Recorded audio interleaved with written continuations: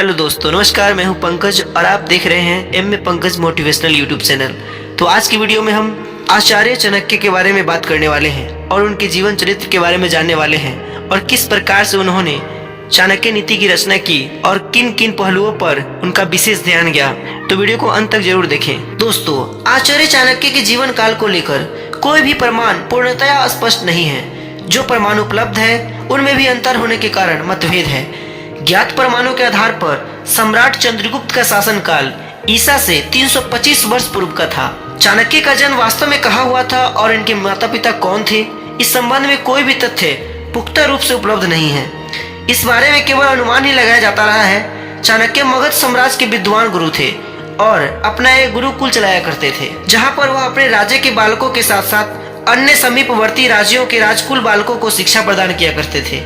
चाणक्य का आदर सम्मान मगध में ही नहीं बल्कि उसके अतिरिक्त दूसरे राज्यों में भी था। चाणक्य द्वारा चंद्रगुप्त को मगध का सम्राट बनने के विषय में कई कहानियां प्रचलित है। इनमें से हम लगभग 2-3 कहानियों के बारे में चर्चा करेंगे। चलिए जानते हैं। जैसा कि कहा जाता है कि उस समय मगध का राजा महानंद एक विलासी, अत्याचारी और घमंडी राजा था।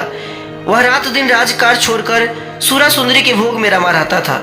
उसका अपने कर्मचारियों पर कोई प्रभाव नहीं था। वह प्रजा के साथ लूट मार एवं अत्याचार किया करते थे, जिससे राज्य की प्रजा बहुत त्रस्त थी, किंतु राजा के खिलाफ विद्रोह करने की सामर्थ्य उनकी नहीं थी। एक दिन चाणक्य किसी कार्यवश राज दरबार में गए।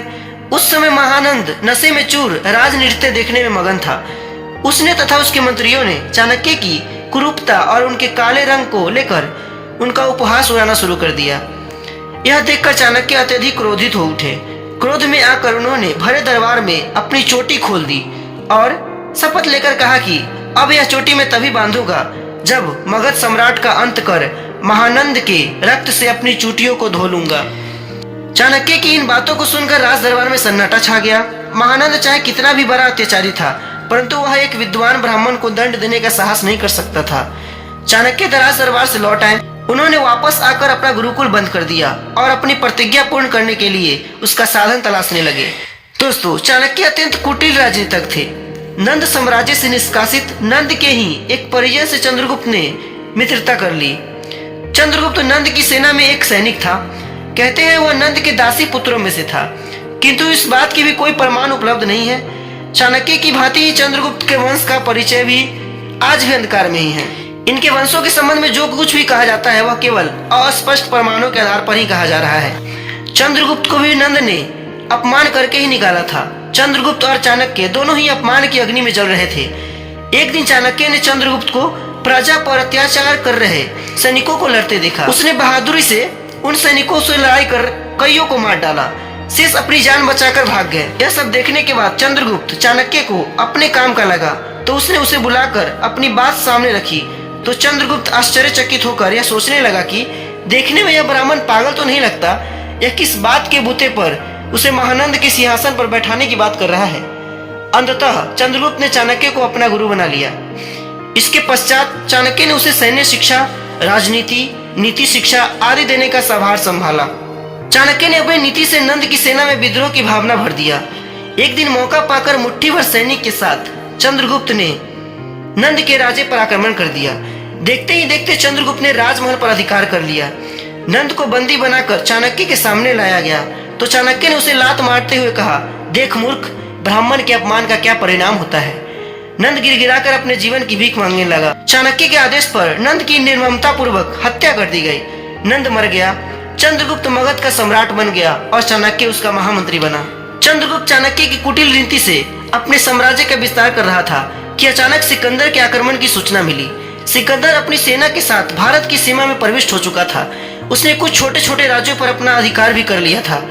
उसका अगला टकराव चंद्रगुप्त के विशाल राज्य और शक्ति और सेना से लड़ने से इनकार कर दिया। चंद्रगुप्त से सिकंदर के न टकराने की वजह के विषय में कहा जाता है कि सिकंदर के राजगुरु सुकरात ने चाणक्य के विषय में भी खोजबीन करके सिकंदर को यह सलाह दी थी कि वह भूल कर भी इस कुटिल राजनीतिक ब्राह्मण चाणक्य से युद्ध न करे। सुकरात की इस सलाह को मानकर ही सिकंदर वापस लौट गया था, क्योंकि सुकरात चाणक्य के विषय में सब कुछ जान गया था। उसने यह सलाह चंद्रगुप्त की अथाह सेना को देखकर नहीं बल्कि चाणक्य में बुद्धि कौशल से प्रभावित होकर दी थी। चंद्रगुप्त का शासन दिनों दिन बढ़ता ही गया। वह अत्यंत प्रतापी राजा के रूप में विख्यात हो गया। इसके पीछे चाणक्य का ही हाथ था। सारी राज व्यवस्था और प्रसिद्धि का आधार चाणक्य था। चंद्रगुप्त को अपने इस गुरु चाणक्य पर पूर्ण विश्वास था। वह कोई भी कार्य चाणक्य से सलाह लिए बगैर नहीं करता था। मगध साम्राज्य की सबसे बड़ी वास्तविक शक्ति चाणक्य ही थे। चंद्रगुप्त की शासन व्यवस्था एवं प्रजा की सुख समृद्धि इतनी उन्नत थी कि इसका उल्लेख हमें आज भी विदेशी साहित्यों में पढ़ने को मिलता है। वास्तव में यह सब चाणक्य की ही शासन व्यवस्था थी। चाणक्य ने सबसे पहले अर्थशास्त्र पर ग्रंथ की रचना की और नीति संग्रह भी लिखा, जो चाणक्य नीति कहलाता है। चाणक्य का महान चरित्र जानने के लिए इस घटना को जानना बेहद आवश्यक है। यह घटना उस समय की है जब सिकंदर की सेना भारत के आसपास कहीं ठहरी हुई थी। सिकंदर ने अपने सेनापति सेल्यूकस को चाणक्य के पास मिलने के लिए भेजा। रात्रि का समय था। चाणक्य अपनी कुटियों में बैठकर कुछ लिख रहे थे। सेवकों ने जब चाणक्य को सेल्यूकस के आने का समाचार कहा तो उन्होंने उसे अंदर बुलावा दिया। सेल्यूकस के यह कहने पर कि वह व्यक्ति भेंट करने आया है, तो चाणक्य ने लिखना बंद कर सामने जल रहे दीपक को बुझा दिया और कहीं पास रखे दूसरे दीपक को जला दिया। सेल्यूकस ने अपने आने का कारण भी बताया। बीच बीच में राजनीति पर भी चर्चा हो रही थी। चाणक्य कभी एक दीपक को जलाते और दूसरे को बुझाते, और कभी दूसरे को बुझाकर पहले को जला देते, और साथ ही साथ बात भी करते जाते। सेल्यूकस चाणक्य को इस प्रकार करते देख भयभीत हो गया। उसे लगा कि यह कहीं उस पर कोई जादू टोना तो नहीं कर रहा। उसने घबरा कर इस बार चाणक्य से पूछा, तो चाणक्य उसका प्रश्न खिलखिलाकर हंस पड़े और उन्होंने बताया कि यह कोई जादू टोना नहीं है। एक दीपक में राज्य के पैसे से तेल भरा है और दूसरे दीपक में व्यक्तिगत पैसे से तेल भरा है। जिस समय तुम मिलने आए मैं राजकाज कर रहा था, इसलिए दीपक भी राज्य का ही जल रहा था। मैंने यह जानकर तुम्हारी भेंट ब्राह्मण से है, चाणक्य से है, राज्य के महामंत्री से नहीं। राज्य का दीपक बुझाकर व्यक्तिगत दीपक जलाया। परंतु जब बीच बीच में राज्य से संबंधित चर्चा होने लगी, इसलिए मैं इन दीपकों के बीच में जला बुझा रहा था। क्योंकि जब राजकीय बातें होती है तो राज्य का व्यय, जब व्यक्तिगत बातें होती है तो व्यक्ति का व्यय होना चाहिए। यही आदर्श राजनीति है। चाणक्य की ये सब बातें सुनकर उसने चाणक्य के चरण स्पर्श करते हुए कहा, मेरा यहाँ आना सफल हुआ। मैं आज जान गया कि चंद्रगुप्त और उसकी सेना की वास्तविक शक्ति किसमें निहित है। ऐसे महान थे चाणक्य। इनके जन्म के समान ही मृत्यु के संबंध में भी कोई भी तथ्य उपलब्ध नहीं है। कहा जाता है कि चंद्रगुप्त के जीवन काल में ही इनकी मृत्यु हो गई थी। इतिहास में चाणक्य का नाम अजर अमर हो गया। चाणक्य भारत के महान गौरव और उनके इतिहास पर भारत को गर्व है। आप भी इस महापुरुष के कथन को सुनकर जीवन की वास्तविकता के संबंध में देखें कि यह आपका कदम कदम पर मार्गदर्शन करता है या नहीं। ऐसे ही अमेजिंग वीडियोज के लिए हमारे चैनल को सब्सक्राइब करें और वीडियो को लाइक करके आगे शेयर जरूर करें। फिर मिलते हैं एक अगले वीडियो में एक अमेजिंग फैक्ट्स के साथ। तो चलिए, धन्यवाद।